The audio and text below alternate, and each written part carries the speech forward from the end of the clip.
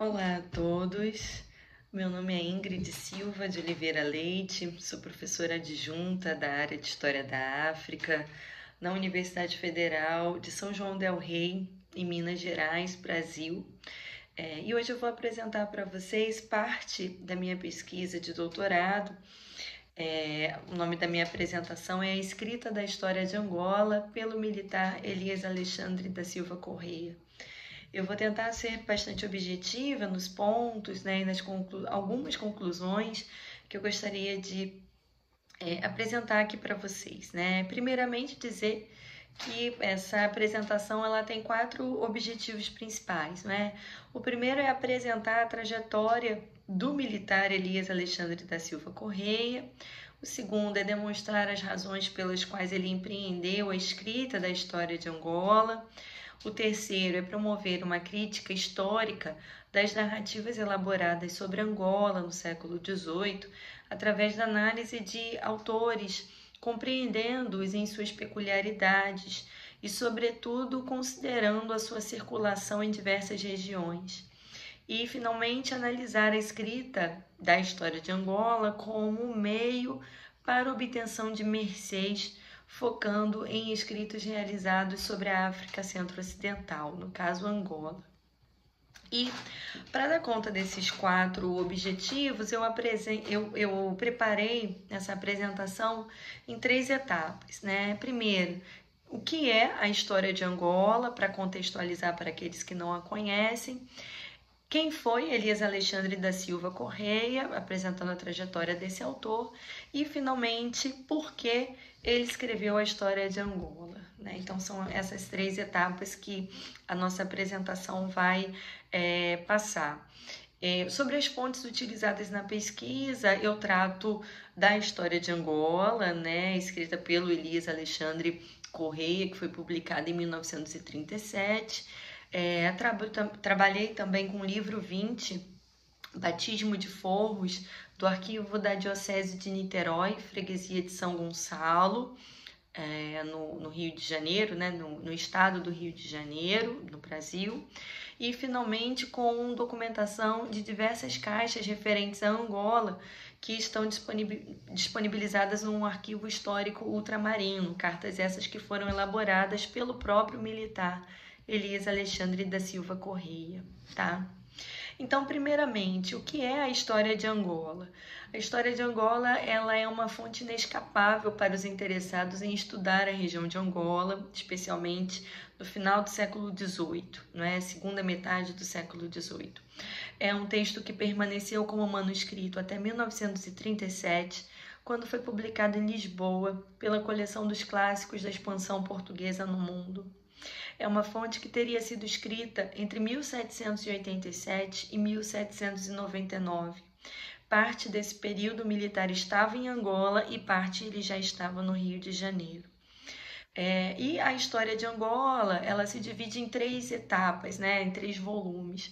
O primeiro é uma descrição de Angola, seus portos, jurisdições, fortificações, inúmeras informações sobre a vida religiosa, econômica e militar da região, até fins do século XVIII, até o momento em que o Elias Alexandre esteve ali. Segunda parte, a história de Angola, a partir da perspectiva do contato com os portugueses, tá? Até a chegada do governador Conde do Lavradio, que ocorreu em 1749. E, finalmente, uma terceira parte, a história administrativa portuguesa em Angola, de 1749 até o fim do governo de Manuel de Almeida Vasconcelos, além de uma lista de governadores de Angola que ele escreve, né, até o número 58.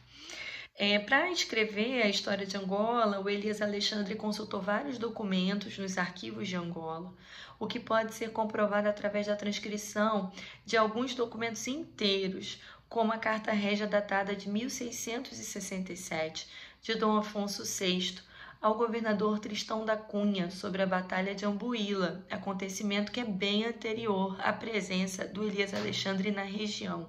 Ele, ao longo do texto, ele transcreve, na verdade, né, ele copia outras fontes, mas eu achei interessante citar essa como exemplo, porque é uma fonte bastante anterior, né? De acordo com Manuel Múrias, que é o autor do prefácio da obra publicada, além de documentos manuscritos, o Elias Alexandre também teria lido memórias impressas portuguesas e estrangeiras sobre Angola, tá? Então, essa é a história de Angola, né? Essa é a fonte que tantos autores interessados em estudar Angola do século XVIII utilizam. Em um dos objetivos da minha pesquisa de doutorado era buscar uma historicidade para esse autor, não é? Tentando entender principalmente por que ele escreveu a história de Angola, né? E uma das respostas eu encontrei traçando a trajetória dele, né? Então eu vou apresentar um pouco dessa trajetória aqui para vocês. Infelizmente eu não vou conseguir demonstrar PowerPoint. Eu espero que não fique muito perdido, né? Citar tantas datas sem estar mostrando uma apresentação de PowerPoint para vocês. Bem, mas ele nasceu no Rio de Janeiro em 1753, nasceu no Brasil, né, no que hoje a gente chama de Brasil. Ele se tornou militar aos 19 anos, com uma atuação intensa, né, na então América Portuguesa, inclusive serviços prestados em Santa Catarina, que é a região sul do Brasil, né? Então ele nasce no Sudeste, depois ele vai para o sul do Brasil. E com 29 anos ele vai para Angola, né? Então ele já tinha uma experiência de 10 anos de serviço militar quando ele pisa em solo angolano. Em 1778 ele escreveu o seu primeiro texto, pelo menos o primeiro texto do qual a gente tem notícia, que é a relação ou notícia particular da infeliz viagem da nau de Sua Majestade Fidelíssima, Nossa Senhora da Ajuda e São Pedro de Alcântara, do Rio de Janeiro, para a cidade de Lisboa. Com esse texto, ele estabeleceu um forte vínculo com José Seabra da Silva, que mais tarde se tornou ministro do Reino de Portugal, né? Então, percebam que a escrita que esse militar faz, endereçada a alguém, não é algo exclusivo da história de Angola, né? Ele já teria feito isso anteriormente. E, finalmente, né, cerca de 10 anos depois desse primeiro texto, entre 1787 e 1799, ele escreveu a história de Angola.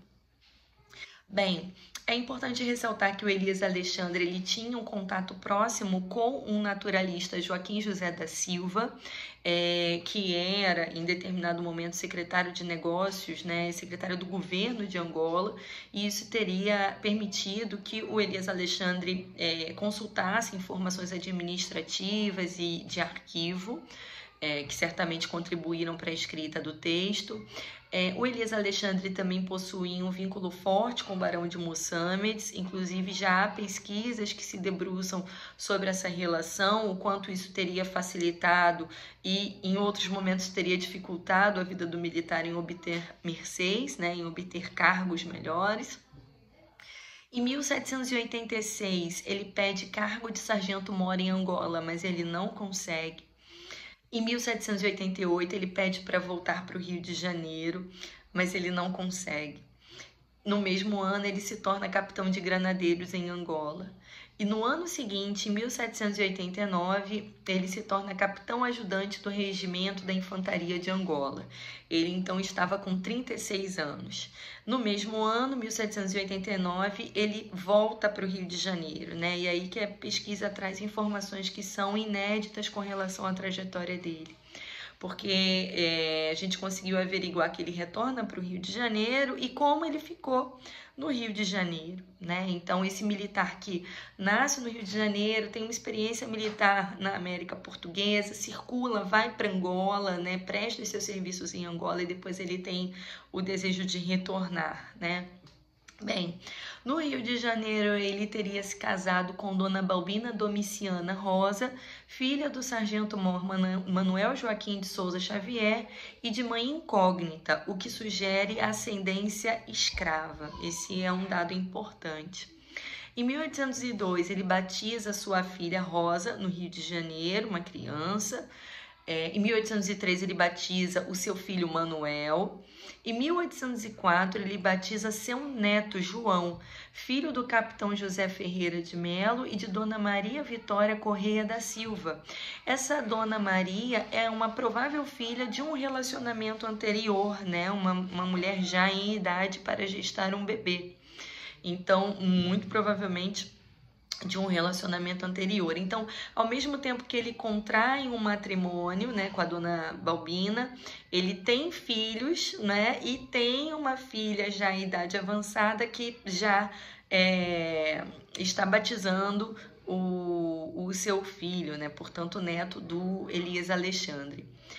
Em 1805 ele batiza seu neto Manuel, irmão de João, filho, né, de Dona Maria Vitória Correia da Silva. Em 1805 ele torna-se padrinho de Balbino, junto com a sua esposa, filho de José Pinto Melo, natural de São Gonçalo, freguesia do Rio de Janeiro, e de Francisca Maria de Melo, natural da freguesia de Vila de São Salvador dos Campos Goitacazes.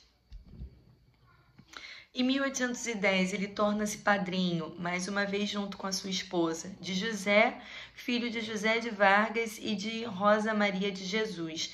Nesse registro, ele aparece como sargento mor.